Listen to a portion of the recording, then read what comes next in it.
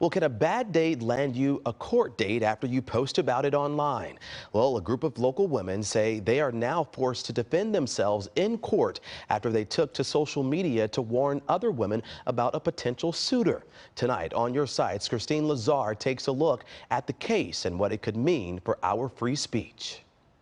The First Amendment protects you from any laws meant to limit your free speech, but it doesn't prevent someone from taking you to court because they don't like what you said about them online.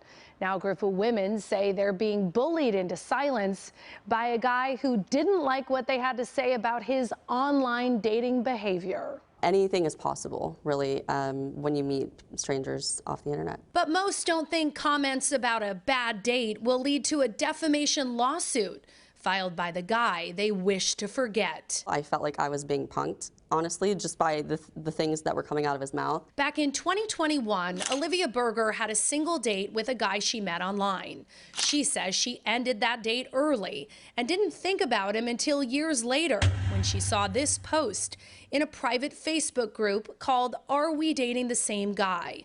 The post had photos of her former date and read T in comments, asking if others had met him in person.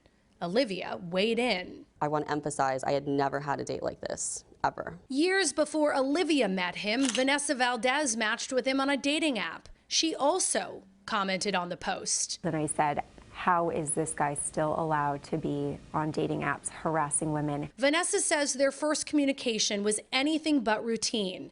He took issue with her having a male friend in one of her profile photos, and in a message called her a moron and wrote, "It's fun watching you burn." And at that point, my stomach dropped. Hearing someone say it's fun watching you burn, a stranger from the internet, it was very unsettling. Vanessa responded that he should stay away from women and get help before reporting him to the dating app. And that's the info she says she relayed on that Facebook post. But in my post, I redacted his phone number and just tell the truth and share my experience. But her version of the truth will now be put to the test. The guy she and Olivia and 10 other women claim to have dated and later dissed in the Are We Dating the Same Guy Facebook group are now being sued for defamation, sex-based discrimination, and invasion of privacy by a man named Stuart Lucas Murray. I think my initial reaction is, this can't go anywhere. There's nothing I said that wasn't true. But yeah, I felt silenced. I felt like I was being intimidated into silence.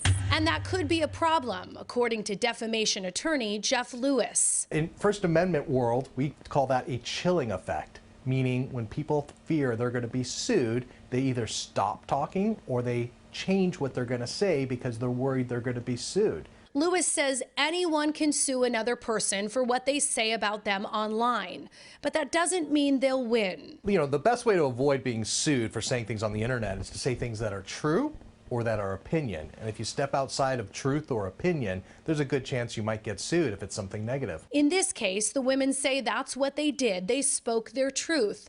Murray disagrees. In his lawsuit, he claims one of the women falsely said he was involved in the murder of his ex-wife. Another said he had STDs.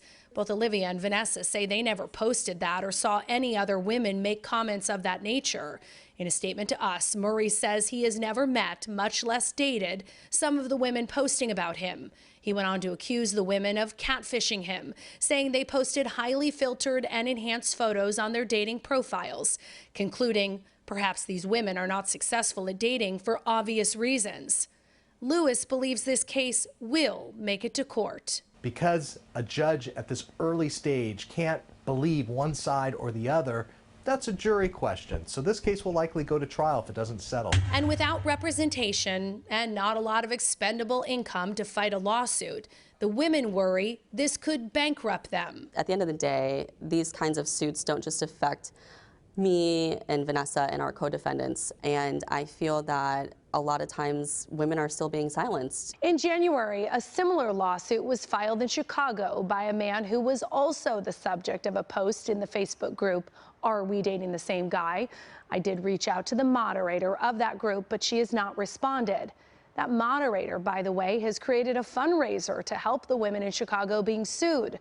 these women here in LA says she has not offered to help them.